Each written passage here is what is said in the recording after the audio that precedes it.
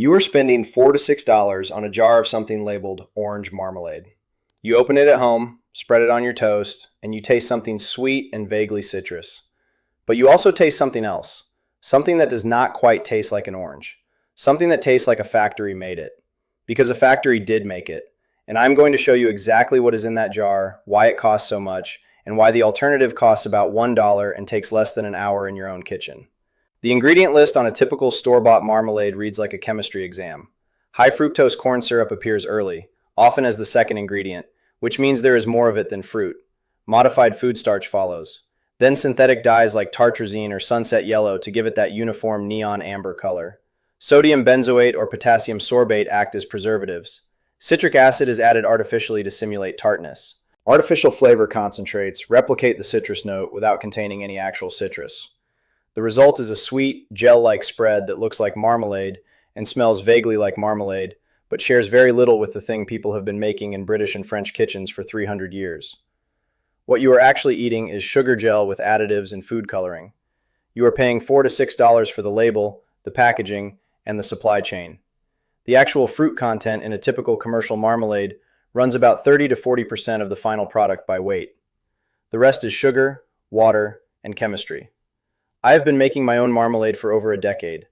My Nana Ruth made hers every summer, and she did not call it a hobby. She called it putting up. That word, putting up, meant preserving food for the months when fresh fruit was not available. It meant filling mason jars while the stove was hot and the fruit was ripe and the whole kitchen smelled like citrus and sugar. She used bitter oranges from a tree her neighbor kept, and she made enough to last through November. When I was a kid, I thought she was just being old-fashioned. Now I understand she was being practical. She knew exactly what went into her food, and she refused to pay industrial food prices for something she could make better at home. I'm going to walk you through the whole process. By the end of this video, you will know exactly what goes into real marmalade, what the peel actually contributes that the factory cannot replicate, and how to make a batch that costs under $1 and keeps for months. No exotic equipment, no special training, just fruit, sugar, water, and lemon. And about 45 minutes of your time. If you find this useful, go ahead and hit subscribe. I post a new video every week on kitchen techniques and pantry skills that the industrial food system does not want you to know about. Things your grandparents understood that most people today have simply never learned. And if you make a batch of this marmalade, come back and tell me down in the comments. Do you make any preserves at home? Tell me in the comments. I genuinely want to know what people are still putting up on their shelves. Some of the best techniques I've picked up over the years came from viewers who took the time to share what they knew. Let me start with what is actually wrong with the store-bought version. Not just wrong in principle, wrong in specific, observable ways. The high fructose corn syrup is the first problem. Corn syrup is cheaper than fruit sugar and it has a higher dextrose equivalent, which means it ferments less readily and extends shelf life significantly. But it also has a flatter sweetness that does not enhance the fruit flavor the way real cane sugar does. It just makes things sweet. The modified food starch replaces actual fruit volume. When you buy a jar that weighs 12 ounces, you are getting perhaps 4 or 5 ounces of actual fruit pulp and peel. The rest is starch thickener and corn syrup. The artificial dyes are the part that really gets me. Real marmalade made from oranges and peel has a color that ranges from deep amber to almost rusty orange, depending on the ripeness of the fruit and how long the peel cooked. Every single jar of store-bought marmalade looks exactly the same because every single jar has the same artificial dye and the same concentration. That uniformity is a signal that something industrial happened to it. Real food is never uniform. The preservatives, sodium benzoate, potassium sorbate, they keep the jar stable on the shelf for months or years, but they also suppress the natural fermentation that would actually indicate freshness.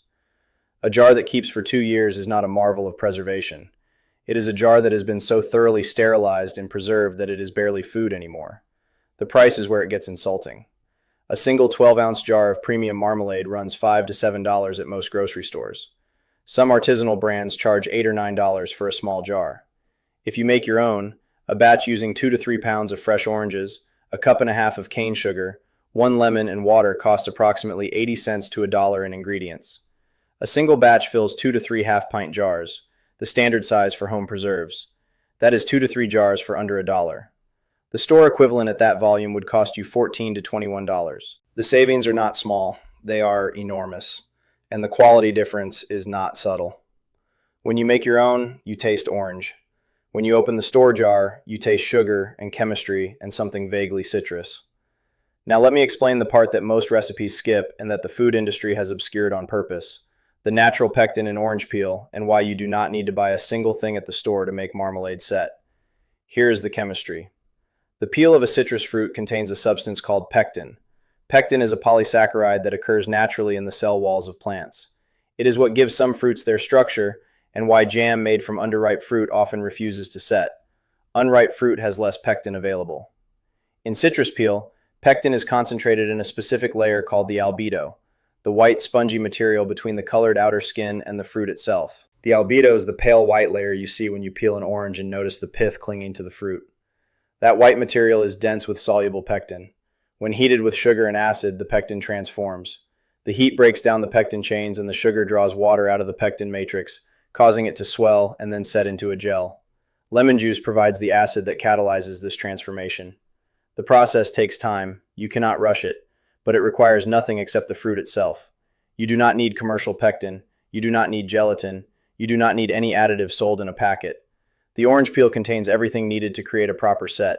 This is the technique that was used for centuries before the industrial food companies started selling box pectin in the 1920s and 1930s. Before that, home preservers used long cooking times and citrus peel to naturally set their jams and marmalades. The slow cooking was not a flaw in the old method. It was the method. The cooking softens the albedo and releases the pectin. Shortcut recipes that add commercial pectin compensate for the shortened cooking time by adding the missing pectin from a box. You are essentially adding a substitute for something that was already in your fruit. It is like adding salt to a soup and calling it seasoning, when the real problem was you did not cook the onions long enough. The old way is better because it uses less and achieves more. Here's the practical version of why the peel works and how to use it correctly. The colored outer skin of the orange, the zest, contains aromatic citrus oils. These oils are volatile, and they carry the fragrance and bright flavor of the fruit. When you zest an orange, you are scraping off just the colored skin, not the white pith underneath.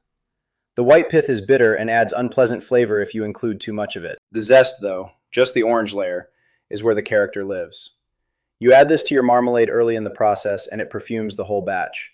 The albedo, the white layer, you slice thin and cook long enough that it breaks down completely. The goal is to cook the peel until it is soft enough to spread, not chewy or waxy. That takes time. You cannot rush it with high heat.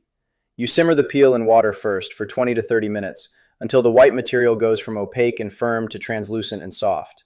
That cooking process is what extracts the pectin. Skimp on this step and the marmalade will not set no matter how much sugar you add. Once the peel is properly cooked and the pectin is released, you add the sugar and bring the mixture to a hard boil. Hard boiling drives off water rapidly and concentrates the sugar. The sugar concentration is what ultimately determines whether the marmalade sets. Too much water remaining and the pectin cannot form a gel. It stays liquid. The boiling stage is where most people get impatient. They want to move fast and the mixture looks thick enough. But the difference between a marmalade that spreads and a marmalade that runs off your toast is usually 5 to 10 more minutes of hard boiling. The cold plate test, which I will show you, is the only reliable way to know when you have reached the right concentration. Let me walk through the full step-by-step method. First, gather your ingredients. 2 to 3 medium oranges, enough to yield about 2 cups of peeled and sliced fruit when you are done. 1.5 cups of natural cane sugar. 1 lemon for zest and juice. Water. That is everything. Second, wash your oranges. Run them under warm water and scrub the skin with your hands. You are going to use the peel in this recipe, so it needs to be clean. If the oranges are organic and you can confirm they have not been treated with wax or pesticides, even better. But even conventionally grown oranges work fine. You are cooking them thoroughly. Third, slice the ends off each orange. Just take off the very tip of each end so you have a flat surface to work with. Then stand the orange up and cut it in half from side to side, across the equator, not pole to pole. This matters. Cutting across the fruit gives you cross-sectional slices that expose the albedo evenly. If you cut an orange top to bottom, you get long strips where the albedo layer stays thick in the center and cooks unevenly. Cross-section slices cook faster and more uniformly. Fourth, slice the halves into pieces about 1/4 inch wide. You want half-moon shapes. Drop them into a pot as you cut them. Take another orange and use a box grater to zest the outer colored skin. Just the skin, do not grate into the white pith. Add the zest to the pot with the sliced fruit. Set aside the peeled fruit itself. You will add the flesh later. Fifth, cover the peel and zest with water by about 1 inch. Put the pot on the stove over medium heat and bring to a gentle boil. Let it cook for 20 to 25 minutes, stirring occasionally, until the white pith of the peel looks translucent and soft. You want the peel to be tender enough that you can press a piece against the side of the pot and it starts to break down. Use your fingers. If it feels waxy or firm, cook longer. This step cannot be rushed. Sixth, after the peel is cooked down and the pectin is released, add the sugar. 1.5 cups for roughly 2 cups of cooked peel mixture. Stir until the sugar dissolves completely. Then turn the heat up and bring the mixture to a hard boil, a vigorous rolling boil that you cannot stir down. Boil hard for 15 to 20 minutes, stirring frequently to prevent sticking. The mixture will thicken as water evaporates. The surface will shift from glossy to slightly matte. You are approaching setting point. Seventh, the cold plate test. Take a small plate and put it in the freezer for 5 minutes. Drop a spoonful of the boiling marmalade onto the cold plate. Put the plate back in the freezer for 30 seconds. Remove it and push the edge of the dollop with your fingertip. If the surface wrinkles and holds its shape, you are at setting point. If the marmalade runs or still looks liquid, return it to the heat and boil for another 5 minutes, then test again.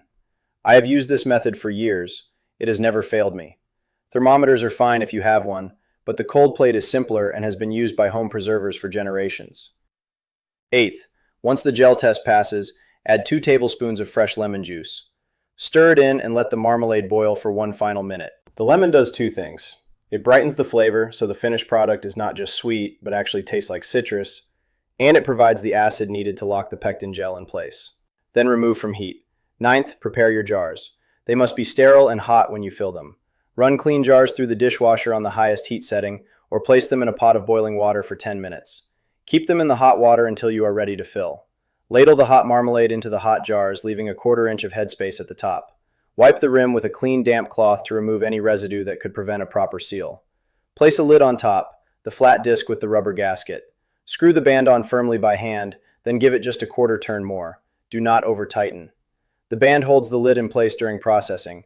The seal happens when the lid locks down as the air inside cools and contracts. 10th, process the sealed jars in a boiling water bath. Submerge the jars in boiling water with at least 1 inch of water above the lid. Oil for 10 minutes. This kills any microorganisms on the rim and ensures a proper vacuum seal. Remove the jars and let them cool on a towel on the counter, not touching each other. As they cool, you will hear the lids click. That is the sound of the seal forming. Once cool, press the center of each lid. If it does not flex up and down, the jar is sealed. If it clicks, it is not yet fully cooled. Give it more time. Now let me address the storage claim specifically because I want you to understand why this works and why I am confident saying it. A properly sealed jar of marmalade processed in a boiling water bath will keep in a cool, dark pantry for 12 to 18 months without any loss of quality. The sugar content in a set marmalade runs roughly 60% by weight. That high sugar concentration creates an environment with low water activity, meaning there is not enough free water available for bacteria or mold to grow. The acid from the lemon juice also suppresses microbial growth. This is not theory. This is how home preservation worked for centuries before refrigeration existed. People put up marmalade in summer and ate it through the winter. My Nana Ruth had a root cellar that stayed cool through the hottest months, and she kept jars of preserves well into the following year. When you open a jar, you refrigerate it and use it within a month. Unopened sealed jars last as long as the seal holds, which is typically well over a year. If you skip the water bath processing and just fill sterile jars and put them in the refrigerator, they will keep for 3 to 4 months. The refrigerator extends the life of the unsealed product because the temperature suppresses bacterial growth. But the pantry version, the one that lasts months, requires the water bath seal. Here are the variations I use most often because once you have the base recipe down, you will want to play with it. The lemon-orange combination is the most traditional. Add the zest and juice of 1 lemon along with your orange ingredients. The lemon amplifies the citrus character and adds a more complex acidity that makes the finished marmalade taste brighter and more layered. Without the lemon, orange marmalade can taste one-dimensional, sweet and orangey but flat. The lemon sharpens everything. Most classic British and French marmalade recipes from the 1800s use this combination, and for good reason. Grapefruit marmalade uses ruby red or pink grapefruit instead of oranges. The albedo of grapefruit is slightly thicker, so extend your initial cooking time by 5 to 10 minutes to ensure the pectin fully releases. The flavor is deeper and more bittersweet than orange, almost smoky in some batches depending on the ripeness of the fruit. Ruby red grapefruit yields a marmalade that is almost pink, which looks striking in a jar. If you can find them, blood oranges are the most dramatic. Their interior and peel contain anthocyanins, the same pigments that make pomegranates and red grapes dark, and the finished marmalade has a deep burgundy color that looks almost black in the jar. The flavor has berry-like undertones that are completely unlike standard orange marmalade. It is worth seeking out blood oranges specifically if you want to impress people with something you made yourself. I want to emphasize the cost one more time because it is the part that keeps surprising people. The total cost of a full batch of marmalade made from scratch, oranges, sugar, lemon, water, comes in under $1. You will spend more on the mason jars than on the marmalade itself. Store-bought marmalade at the same quantity costs $14 to $21. That is not a minor difference. That is the cost of a lunch. That is the cost of a tank of gas. That is the cost of something that you probably use regularly and never thought to make yourself. And it takes less than an hour. Most of that time is hands-off cooking. You are not standing over the stove the whole time. You are letting the peel simmer, then letting the sugar mixture boil. The active work, washing, slicing, zesting, testing, adds up to maybe 15 minutes. The rest is cooking. By the time you are done, you have something that will keep for months, and that tastes like what marmalade is supposed to taste like. I think about this differently now than I did when I first started. When I was younger, I thought the appeal of homemade was sentimental, doing the thing your grandmother did, keeping a tradition alive. But after running a farm and cooking for years, I understand it is simpler than that. You make it yourself because it costs less, it tastes better, and you know exactly what is in it. The industrial food system is not making these products for your benefit. They are making them to maximize profit and to sell you something that requires minimal fruit content and maximum shelf stability. That means it is optimized for the manufacturer, not for you. When you make it yourself, you reverse that. You are optimizing for flavor and cost and knowledge. You are getting something that is better in every measurable way. If you try this and you like it, come back next week. I cover a different technique, ingredient, or pantry hack every week. Things like how to make your own garlic powder, how to salt cure pork belly, how to keep rice from getting weevils, how to extend the life of produce. Your grandparents knew these things, and there is a reason they knew them. It is the same reason I teach them now. Because they work, they save money, and they put you in control of what you eat. And if you have a family recipe for preserves that has been passed down to you, I would genuinely love to hear it. Drop it in the comments. The knowledge in these old recipes is worth preserving too.